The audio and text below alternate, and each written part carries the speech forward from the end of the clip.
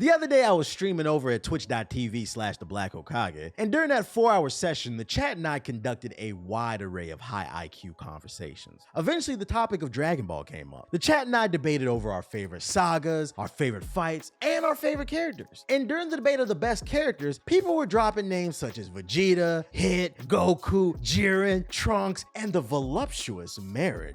And nobody said that. Naturally, the conversation progressed to the worst characters in the series. It was only a matter of time before someone dropped the name Yamcha, and that's when the chat began roasting Yamcha, repeating a lot of the same generic sentiment as if there was a group of SpongeBob sardines meeping in the chat. That's when I presented to them the idea that Yamcha is actually a great character if you shift your perspective and dig a little deeper. I was met with tons of criticism, which said to me the people couldn't see the bigger picture. Now, whether this was intentional or not, Toriyama created a great character in Yamcha, and today's video is going to be a deep dive explaining why. What makes Yamcha a great character is he's the prime example of what happens when a person lacks purpose, focus, and direction. Hold up.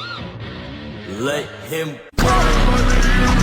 Allow me to set the stage. Let's take a look at who this man was before he became who he is today. When we first meet Yamcha in Dragon Ball, he's essentially one of Goku's first villains. This man's name used to ring bells in the streets. He was known as Yamcha the Desert Bandit. And in order to receive a name like Yamcha the Desert Bandit, that means you had to put in work. It is a fact that Goku lost their first encounter when Yamcha pulled out his legendary technique known as the Wolf Fang Fist. Not to mention, he had the baddest chick in the show by the name of Bulma cheering him on. Now, as the series progresses, stronger characters are introduced such as Tien and King Piccolo, but throughout Dragon Ball, at bare minimum, Yamcha remained a respectable fighter. But somewhere along the lines, Yamcha gave up his passion for martial arts and decided to become a buffoon. If I had to pinpoint a moment in the Dragon Ball timeline when chinks in his armor first started to appear, it was during that Saiyan saga. I'm not sure if it was Vegeta's hairline, the fat diaper Nappa fought in, or maybe just seeing all his friends get washed before Goku arrived, but this dude lost his will of the fire. One thing I always respected about the Z Warriors is, despite Goku lapping them after the Frieza saga, they never gave up. As soon as Trunks appeared and warned Goku, all the Z Warriors agreed to train for the next 3 years, including Yamcha. The thing about Yamcha is, I question whether or not he actually trained, and if he did train, his training clearly lacked direction because all his peers lapped him by the time the androids arrived. Having direction with anything you do in life is very important. Otherwise, you'll constantly just be shuffling around in the dark. I mean, yeah, you're moving, but are you going anywhere? We can use fitness as an example. There's two types of people you see in the gym: the people with a fitness plan and the people who just wander around the gym doing random things. You want to be that person who shows up with a goal in mind, a routine, and logs their sets in a book or your phone so that you can track your progress. If you just walk around doing random machines and random numbers of sets, yeah, you might see some results early on, especially if you're terribly out of shape, but peak performance requires peak preparation. For those of you unaware, I have a background in combat sports. All throughout middle and high school, I was a high-level wrestler, and I did some jiu-jitsu on the side. I was ranked in the state at one point, and let me tell you something about combat sports. Now, if you've ever boxed, wrestled, done Muay Thai, karate, any type of combat sport, feel free to back me up in the comment section below. When you're training, you have to fight the best fighters in order to become a better fighter. Do you know how many times I got the wind knocked out of me because I had someone better than me body slam me on the mat? If you're determined to get better, when you get your ass beat, you will pick up on little things that'll help take you to that next level. In the early days, Goku trained with Piccolo. Piccolo trained Gohan. Krillin trained with 18. Tien had a whole school. Vegeta trained at 400 times Earth's gravity and on random planets, screaming at rocks until suddenly something in him snapped and he didn't care anymore. The point I'm trying to make is, who did Yamcha train with? I recall Yamcha training with Tien in the early days, but that stopped later on. So who was he training with? How was he training? I'm gonna be honest, I don't think he was training. I think he was just running his mouth and didn't want to come across as a coward every time his friends mentioned they was about to be on the grind. Matter of fact, we know he wasn't training. This fool was playing baseball, and he wasn't even good at that to add insult to injury, and that's why he quit. And this lack of effort and direction all culminate in the Android and Cell sagas. When Android 20 caught Yamcha lacking and lifted him into the air, that was one of the most pathetic things that I've ever seen. They were slowly draining him of his energy, and they didn't say he couldn't breathe, but even if he couldn't, why didn't Yamcha fight back? Let's really evaluate this scene. Yamcha didn't have to win that fight. All he had to do was create enough space between him and Dr. Gero to free himself and then call for backup. Now, how could he have done this? I saw multiple options. moves. He could have kicked Dr. Gero in the crotch. He could have mustered up whatever energy he had left to blast Dr. Gero point blank, which would have loosened his grip. He could have done a solar flare in his face. Like, come on, dude, have a backbone. But nope. Instead, Yamcha chose to allow another grown man to suck him dry in front of the entire city. Like, come on, the least you two could do is get a room.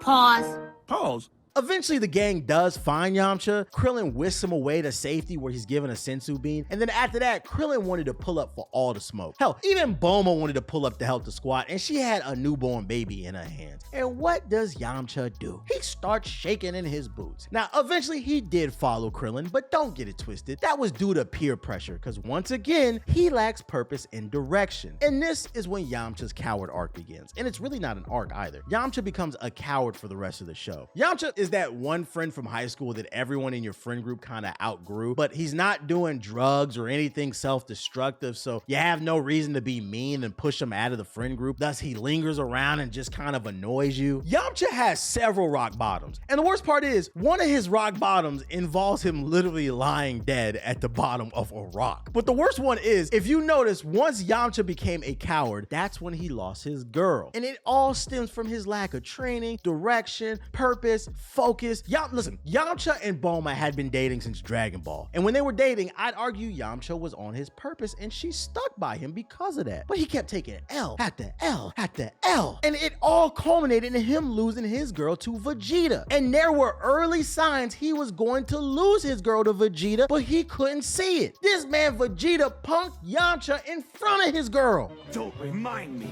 I'm angry enough to hurt somebody. And pounding you might just be the therapy I need. Fellas, ladies love winners. You don't gotta be number one all the time. You don't gotta be Michael Jordan, but you damn for sure better be winning something. I mean, look, obviously Bulma would rather date number two, aka Vegeta, over the last one in the group, Yamcha. And on top of that, Vegeta was a bad boy, and ladies love the bad boys. Y'all remember that scene where Yamcha's insecurity started to creep up after seeing Vegeta train at 400 times Earth's gravity? Yamcha went into that training room trying to be like Vegeta, and he almost died. He probably told Bulma after it happened thinking it would be like a funny story, but really it probably made her coochie dry up. Meanwhile, Vegeta destroyed that training room, came out the rubble, muscles glistening, and Yamcha's girls holding him, crying and secretly gushing over him. Every time I see that scene, I think to myself, you cool with your girl doing all of that? Wouldn't let that shit happen to me though. The Z Warriors may not say they've outgrown Yamcha out loud, but their actions do. One of the most disrespectful things we've seen in Dragon Ball came during the Tournament of Power in Dragon Ball Super. Now, just to give context for those of you who've never seen Super, the Tournament of Power is an arc where the multiverse's strongest warriors come together and they fight in a tournament. If your warriors are all eliminated, then your universe gets destroyed. This is very high stakes stuff. It's the arc where Goku goes Ultra Instinct. Even if you haven't seen the show, I know you've seen clips on TikTok or YouTube Shorts. It was a very viral moment. What makes this arc so disrespectful is the roster Goku chose to represent his universe known as Universe 11. Now, there's some obvious choices here, and then there are some Ultra Instinct level of disrespectful choices as well. So let's break down the roster, man. Gohan, that makes sense, right? Vegeta, makes sense. Piccolo, that makes sense. Android 18, not as strong as the other characters, but she has unlimited energy. That's useful, makes sense. Krillin, Toriyama is on record saying he is the strongest human on Earth and on par with Perfect Cell at this point in the timeline. Not to mention he has several useful techniques and is a battlefield strategist. Makes sense. Tien, not the strongest, but he has several useful techniques that can help the team. One of them being the Tri-Beam that he used to nearly kill second form Cell, which is one of my favorite moments in Dragon Ball, so he makes sense. Now, if we dig deeper into the roster, this is where we get into the tomfoolery that paints the picture of how much of a bum Yamcha is. GT is not canon, so in the Super timeline, Goku has not seen Android 17 since the Cell Saga. Android 17 isolated himself on an island in the middle of the ocean where he dedicated his life to preserving endangered animals. Goku lacked so much respect for Yamcha that he went out of his way to locate 17 on that island and ask him to join the team in the Tournament of Power. It had been so long since 17 seen Goku that he barely recognized him, which he commented on the show, because remember, in the proper Dragon Ball timeline, Goku had a heart virus, he was whisked away to be cared for, but by the time Goku came back, 17 had been in a bunch of fights and absorbed by Cell, and Goku chose that guy over Yamcha.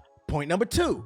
Frieza. Frieza is on Universe 11's roster for the Tournament of Power. Now, this pick was halfway understandable, seeing as Frieza is one of the most powerful beings from that universe. The only problem is, Frieza committed mass genocide against Goku's people, and Frieza killed Goku's best friend Krillin, which was the original reason Goku went Super Saiyan, and because of that, still to this day, I find it funny Krillin said this after Vegeta went Super Saiyan. How is that even remotely possible? I thought this was supposed to be a level a Saiyan could only reach if he was totally pure of heart, like Goku! Who told you that, Krillin? Goku went Super Saiyan because he was mad you got killed. That was pure rage and emotion. Back to my original point. Frieza being in the Tournament of Power is so disrespectful for two reasons. It said Goku rather work with a racist, sadistic, egotistical mass murderer who also killed his best friend over Yamcha. It also said that Goku would rather risk the team's chemistry by teaming up your best friend with your best friend's killer who also killed all of Vegeta's people instead of putting Yamcha on the team. But it gets worse. The final roster spot for Universe 11 goes to Master Roshi. Now, I understand Master Roshi is the first pillar to Goku and Krillin's journey, but come on. This man is like 200 years old. We have not seen him fight since the original Dragon Ball. He was reduced to an old pervert in Dragon Ball Z, but somehow he's on the team before Yamcha? Don't get me wrong. That moment he had in the tournament where he went buff that one last time and he hit the meanest Kamehameha beam was dope, but Toriyama might as well kill off Yamcha at this point if we gonna disrespect the Wolfang Fist like that. Roshi gave a great speech to Goku and Krillin in that moment, but the person who needed to hear it the most was not even there to hear. Now listen to me, boys!